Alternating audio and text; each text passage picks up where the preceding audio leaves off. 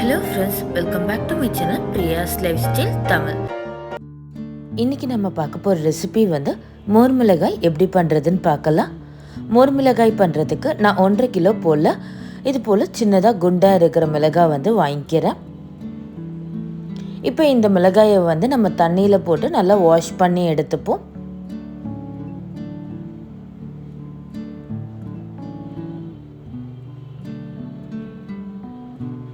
மிளகாய் எல்லாத்தையும் நல்லா வாஷ் பண்ணிட்டு தண்ணி சுத்தமாக இல்லாதபடிக்கு நம்ம வடிகட்டி எடுத்துக்கலாம்.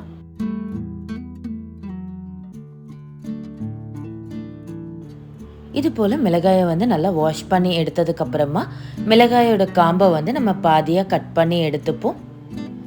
காம்பை ஃபுல்லாக கட் பண்ணி எடுக்கக்கூடாது. இது போல் எல்லா மிளகாயோட காம்பையும் நம்ம கட் பண்ணி எடுத்துக்கலாம். இப்போ மிளகாயோட காம்பு எல்லாத்தையும் கட் பண்ணி எடுத்துட்டோம். இப்போ ஒரு ஊசி எடுத்துக்கிட்டு அதை மிளகாயில் இது போல் குத்தி விட்டுப்போம். அப்போ தான் நம்ம மோரில் உப்பு போட்டு ஊற வைக்கும் போது உப்பு உரப்பு எல்லாம் கலந்து மோர் மிளகாய் சூப்பராக இருக்கும்.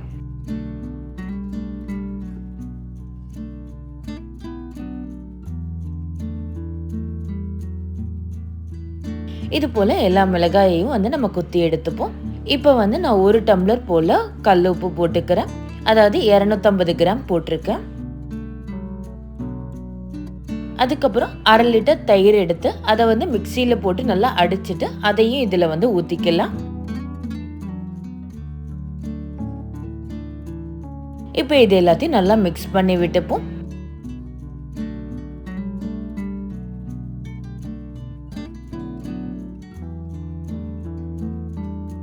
இது போல் நல்லா மிக்ஸ் பண்ணதுக்கப்புறமா மூடி போட்டுட்டு இதை நல்லா ஷேக் பண்ணி விட்டுப்போம். அப்போ தான் ஈவனாக எல்லாம் ஸ்ப்ரெட் ஆகும்.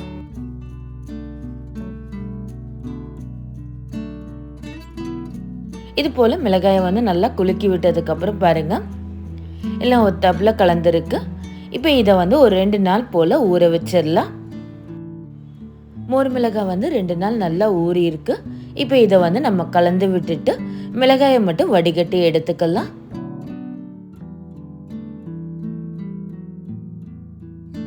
இப்போ ஒரு பிளேட் எடுத்துட்டு அதில் மிளகாயை மட்டும் வடிகட்டி போட்டுப்போம். பேலன்ஸ் உள்ள மோரை அப்படியே மூடி வச்சிடலாம். இப்போ இந்த மிளகாயை வெயிலில் நல்லா காய வச்சிடலாம்.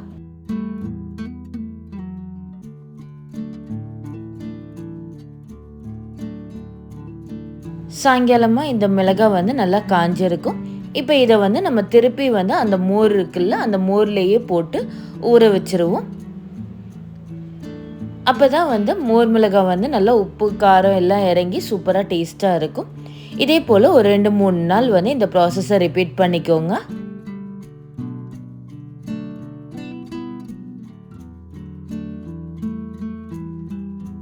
இப்போ அடுத்த நாள் காலைல திருப்பி மிளகாயை மட்டும் வடிகட்டி அதை காய வச்சு எடுத்துக்கிறேன். இது போல் 3 நாள் நான் ரெடி பண்ணதுக்கப்புறம் மிளகாய் நல்லா காஞ்சிடுச்சு. இப்போ இதை ஒரு கண்டெய்னரில் ஸ்டோர் பண்ணி வச்சுக்கலாம். இப்போ நம்ம ரெடி பண்ணியிருக்க மோர் மிளகாயை எண்ணெயில் போட்டு பொரித்து எடுத்துப்போம். இந்த மோர் மிளகாயை நீங்கள் தயிர் சாதத்தோடு தொட்டு சாப்பிட்டிங்கன்னா ரொம்ப டேஸ்ட்டாக இருக்கும். சூப்பரான டேஸ்டியான மோர் மிளகாய் ரெடி ஆயிடுச்சு. கண்டிப்பாக இந்த ரெசிபியை ட்ரை பண்ணி பார்த்துட்டு எப்படி இருந்ததுன்னு கீழே கமெண்ட் செக்ஷனில் கமெண்ட் பண்ணுங்கள். உங்களுக்கு இந்த வீடியோ பிடிச்சிருந்ததுன்னா மறக்காமல் லைக் பண்ணுங்கள். உங்கள் ஃப்ரெண்ட்ஸ் அண்ட் ஃபேமிலி கூட ஷேர் பண்ணுங்கள். இன்னும் நம்ம சேனலை சப்ஸ்கிரைப் பண்ணலைன்னா மறக்காமல் சப்ஸ்கிரைப் பண்ணிக்கோங்க. இதே போல் இன்னொரு இன்ட்ரெஸ்டிங்கான வீடியோவோட பார்க்கலாம். பாய்.